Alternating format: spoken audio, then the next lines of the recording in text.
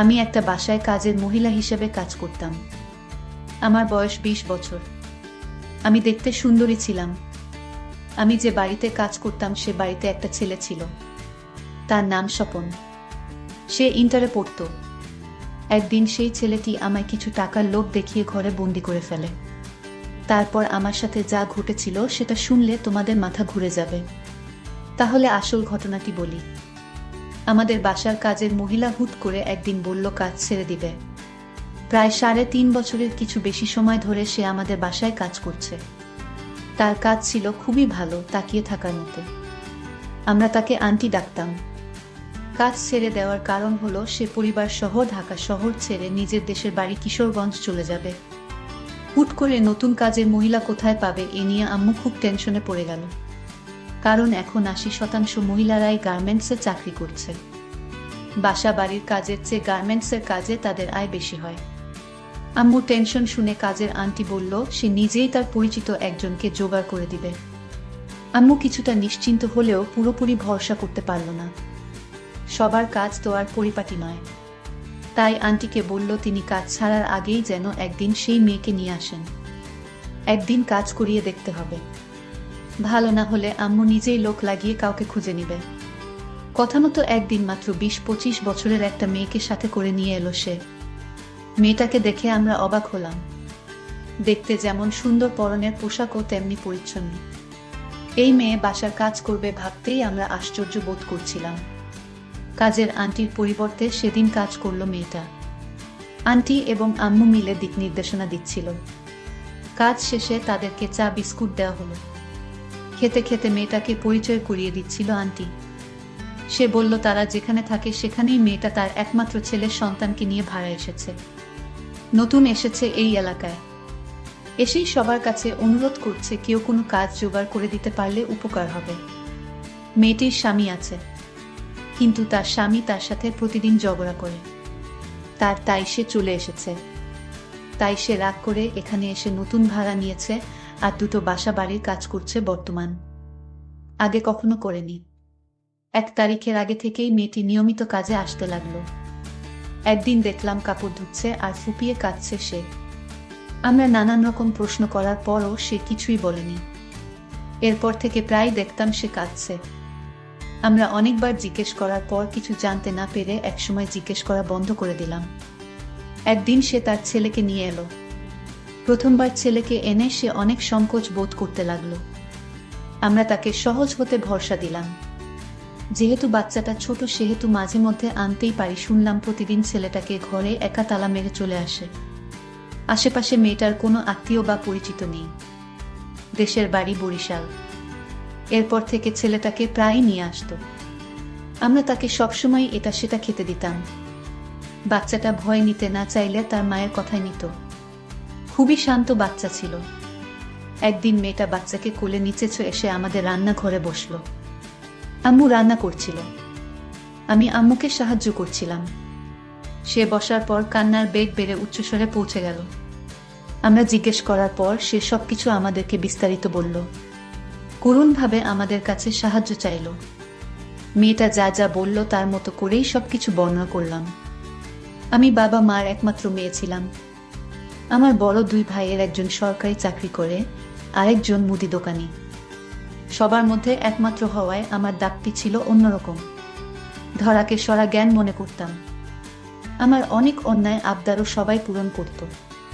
আমি ছিলাম সবার দুর্বলতা। সবার এত প্রশ্রয়ের কারণে আমি বিগড়ে যাচ্ছিলাম, সেটা কেউ বুঝল না। স্কুলের গণ্ডি পেরোনোর আগেই স্কুলের ছেলের সাথে আমার ভালোবাসার সম্পর্ক তৈরি হলো। স্কুল ফাঁকি দেওয়া শুরু করলাম, যার কারণে প্রতি পরীক্ষায় ফেল আসতো। শিক্ষকরা বাবা মাকে ডেকে ডেকে বিচার দিলেও বাবা মা কখনো আমাকে মৃদু ধমক ছাড়া আর কোনো শাসনই করলেন না। এতে আমি আরও প্রশ্রয় পেয়ে গেলাম। স্কুল, কোচিং আর বান্ধবীদের বাড়ি যাওয়ার নাম করে ছেলেটার সাথে ঘুরে বেড়াতাম। সে আমার জন্য অজস্র টাকা পয়সা খরচ করত এবং সবসময় এটা সেটা উপহার দিত। একথা সে বুঝতে পেরে আর দেরি না করিনি। এক পর্যায়ে তার সাথে আমার বিয়ে হয়েছিল। বিয়ে হওয়ার পর তার চরিত্র সম্পর্কে জানতে পারি। তার আচার আচরণ ভালো ছিল না। তার সাথে আমার 6 মাস সংসার ঠিকই ছিল। এক পর্যায়ে তার কাছে থেকে আমি অবহেলা পেতে থাকি।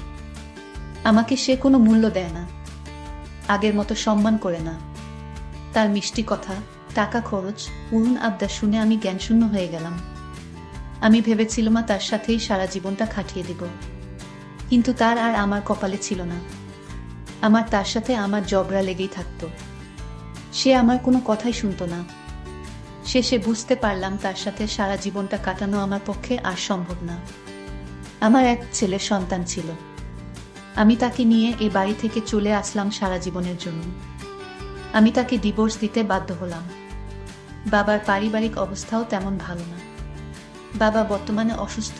আমি ছাড়া বাবাকে দেখাশোনা করার মতো আর কেউ নেই। যারা ছিল তারা অনেক দূরে চাকরি করে। ছোটবেলায় আমার মা মারা গিয়েছিল। এখন বাবাকে দেখাশোনা, আমার খরচ করার মতো কোনো পয়সা নেই। আর তাই বাধ্য হয়ে আমি আপনাদের বাসায় কাজ করতে এসেছি।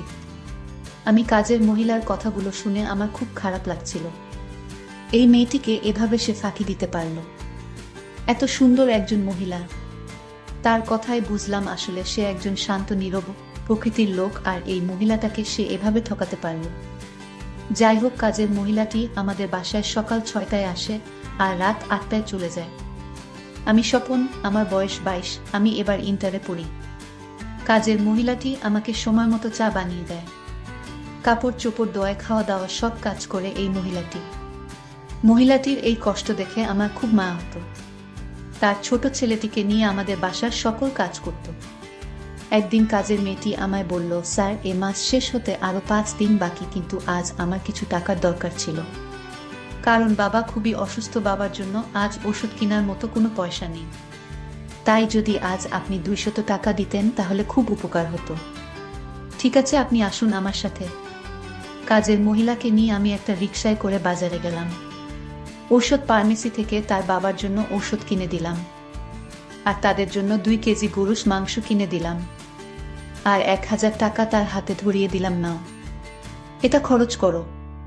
কাজের মহিলা তখন আমায় বলল, এত বাজার দিলেন, আমার এত কিছু লাগবে না, শুধু ঔষধ দিলেই হবে বাবার জন্য। মহিলাটি ভেবেছিল তার বেতন থেকে হয়তো আমি টাকাগুলো কেটে দিব। মহিলা কোনোভাবেই গরুর মাংস নিতে চাইল না। আমি বললাম, আরে রাখুন সবগুলো, আমি এটা আপনাকে এ মাসে বোনাস দিলাম, আপনার বেতন ঠিকই আপনি পাবেন। কাজের মহিলাটি অবাক হয়ে বলল, দেখুন, আপনি আমার জন্য এত কিছু করছেন কেন? সে বলল, আরে আজ যদি আমার একটা বোন থাকতো তাহলে আমি কি তাকে দেখতাম না? কিন্তু আমার কেমন জানি একটা সন্দেহ হলো, ছেলেটি আমাকে এভাবে আর্থিকভাবে সাহায্য করার কারণ কি? আমার কেমন জানি বিষয়টা অদ্ভুত লাগলো। যাই হোক, আমি বাজার নিয়ে বাড়িতে ফিরলাম। তারপর রান্না করে বাবাকে খাওয়ালাম। পরের দিন আবার যখন তার বাসায় কাজ করতে গেলাম, তখন বাসার ছেলেটি, মানে আমি যাকে স্যার বলে ডাকি, তার নাম স্বপন। সে আমাকে তার রুমে ডাকলো এবং বলল, আপনি আমার জন্য ভালো করে একটি চা বানিয়ে নিয়ে আসুন। ঠিক আছে স্যার, আপনি বসেন, আমি নিয়ে আসছি। স্বপন তখন আমায় বলল, আপনি আমাকে স্যার বলবেন না, আপনি আমায় নাম ধরে ডাকবেন। আমি তার কথা শুনে কিছুটা অবাক হয়েছিলাম। তারপর চা নিয়ে আসলাম। চাটা খেয়ে সে আমার খুব প্রশংসা করল, আপনার হাতের চা অনেক ভালো হয়। আমি তার এই কথাটি শুনেও কিছুটা আশ্চর্য হলাম, কারণ ইদানিং লক্ষ্য করছি সে আমার প্রশংসা করছে। আমার কি লাগবে না লাগবে সবকিছু উনি দেখাশোনা করছে। একদিন স্বপনের মা বাবা ঢাকা বেড়াতে যাবে, কিন্তু স্বপন যাবে না, কারণ তার নাকি সামনে পরীক্ষা, আর তাই সমস্ত বাড়ির দায়িত্ব আমার হাতে বুঝিয়ে দিলেন। তাদের আসতে নাকি 1 সপ্তাহ সময় লাগবে, আর তাও বলে গেলেন, আপনি এই 1 সপ্তাহ স্বপনের দেখাশোনা করবেন, আর রাতেও এই বাড়িতে থাকবেন। আমার কিছুই বলার ছিল না, কারণ আমি যদি তাদের এই কথা পালন না করি তাহলে হয়তো আমার চাকরিটা চলে যেতে পারে।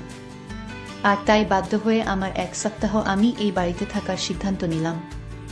আমার একটা ভয় কাজ করছিল স্বপনের জন্য, কারণ স্বপন ইদানিং আমার বাজার খরচ, তারপর বাবার ওষুধের খরচ কেন দিল।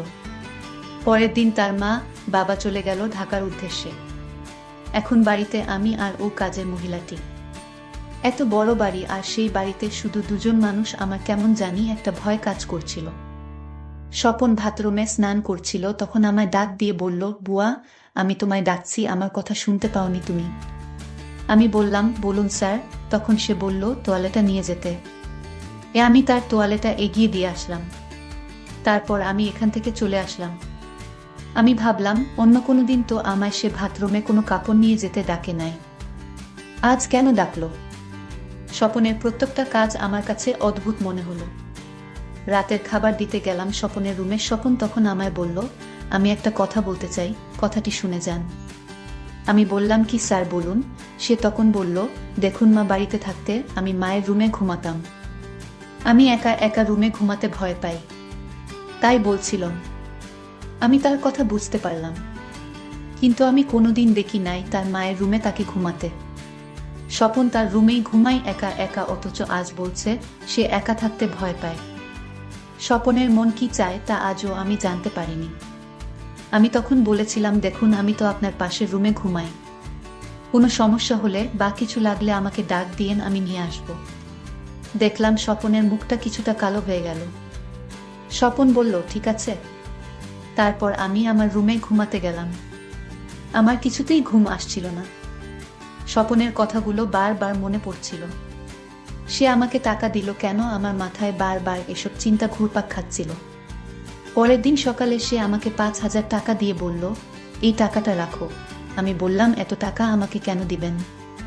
সে বলল, আপনার বাবার ওষুধ কিনে খাওয়ানোর জন্যই। কেন দিবেন আমায় এত টাকা? স্বপন বলল, এমনিতেই দিলাম তোমার বাবার জন্য। আমি বলেছিলাম, আপনার টাকা দেওয়ার পিছনে কোনো স্বার্থ আছে। সে বলল, আরে আপনি কি বলছেন? আমার আবার কি স্বার্থ? কাজের মহিলাটি বলল, এখনকার যুগে স্বার্থ ছাড়া কেউ কাউকে সাহায্য করে না। আরে আপনি টাকাগুলো রাখেন তো। কাজের মহিলাটি বলল, আমি মানুষের বাড়িতে কাজ করি, সংসার চালাই, কিন্তু কারো দয়া আমার পছন্দ না। আপনার টাকা আপনার হাতেই রাখুন। স্বপনের মনটা অনেক খারাপ হয়ে গেল। আমি তাকে তার বাবার জন্য ঔষধ কিনার টাকা দিলাম, আর সে কিনা আমাকে সন্দেহ করেছে। স্বপন আসলে আমার কাছে কি চায় আমি এটা ভেবে পাচ্ছি না। একদিন তাকে পরীক্ষা করার জন্য আমি তাকে বললাম, ঠিক আছে, আপনার টাকা ফিরিয়ে দিয়েছি বলে আপনি আমার প্রতি রাগ করছেন। ঠিক আছে, আপনার টাকাগুলো দেন, আমি নিব। স্বপন তখন খুশি হয়ে বলল, আমি নিজেকে ধন্য মনে করতে পারলাম আপনাকে সাহায্য করে। কাজের মেয়েটি বলল, আপনি বলেছিলেন আপনি ঘরে একা থাকতে ভয় পান, আজ আমি আপনার ঘরেই থাকব। সে আরো খুশি হলো। আমার কাছে মনে হলো সে যেন আকাশের চাঁদ খুঁজে পেয়েছে। সে এতটাই খুশি হয়েছিল। আমি আজ তাকে পরীক্ষা করার জন্যই তার ঘরে থাকতে রাজি হলাম। আমি নিচে একটা চাদর বিছিয়ে শুয়ে পড়লাম। স্বপন তখন বলল, আরে আপনি নিচে শুইতেছেন কেন? কাটে শুন। সে বলল, না, আমি কাজের মানুষ, আমাকে নিচেই মানায়। আমি নিচে থেকে আমার অভ্যাস আছে। আমি তারে এত করে বললাম, সে আমার কোনো কথাই শুনল না, নিচেই শুয়ে পড়ল। কাজের মহিলাটি কিছুক্ষণ পর নাক ডেকে ঘুমাচ্ছিল। আমি ভেবেছি সে সারাদিন কাজকর্ম করে ক্লান্ত হয়ে গেছে আর তাই সে ঘুমিয়ে পড়ল, কিন্তু কে জানতো কাজের মহিলাটি ঘুমের ভান করে শুয়ে আছে। আমি কাঠ থেকে নামলাম।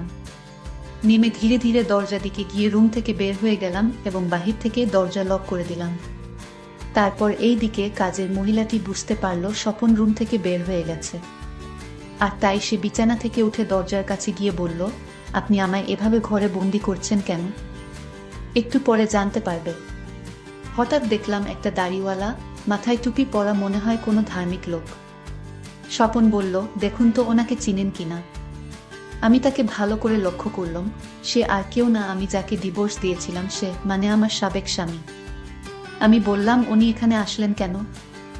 স্বপন তখন বলল, দেখুন ও আমার বন্ধু ছিল, ও আগে খারাপ ছিল, এখন সে ভালো হয়ে গেছে, ওর ভুল বুঝতে পেরেছে, আর তাই আপনার কাছে ক্ষমা চাইতে এসেছে, আর আপনার ছেলেকে একবার দেখতে চেয়েছে। স্বপন বলল, আমার কোনো বোন নেই, তাই এই বাসায় আসার পর আপনার কষ্ট দেখে আমার সহ্য হচ্ছিল না। আমি আপনাকে নিজের বোনের মতো মনে করি। এর আগে আপনাকে আমি বাজার খরচ দিয়েছিলাম, সেটা আমার টাকা ছিল না। আমার বন্ধু আমার পা ধরে বলল, তোর বাসায় আমার স্ত্রী কাজ করে, এটা দিয়ে কি আর সংসার চলে? আর তাই সে আমাকে টাকা দিয়েছিল যেন টাকাগুলো আপনাকে দেই। আর তাই আমি আপনার স্বামীকে খুঁজে বের করি এবং পরে জানতে পারি সে আমার ক্লাসমেট, আমার বন্ধু। আপনি তাকে ডিভোর্স দেওয়ার পর থেকে সে অসুস্থ হয়ে পড়ে, আর সে বুঝতে পারে যে কাউকে কষ্ট দিলে আল্লাহ তাকে ছাড়েন না। হয়তো আপনাকে কষ্ট দেওয়ার কারণে আজ আমার বন্ধুর এই অবস্থা। সে এখন 5 ওয়াক্ত নামাজ আদায় করে। আপনি আমার বন্ধুকে ক্ষমা করে দিন। এসব শোনার পর আমি আর নিজেকে ধরে রাখতে পারি নাই। আমি হাউ মাউ করে কান্না করে দিলাম এবং তাকে ক্ষমা করে দিলাম। আজকের গল্পটি কেমন লাগলো তা অবশ্যই কমেন্ট করে জানাবেন। ধন্যবাদ।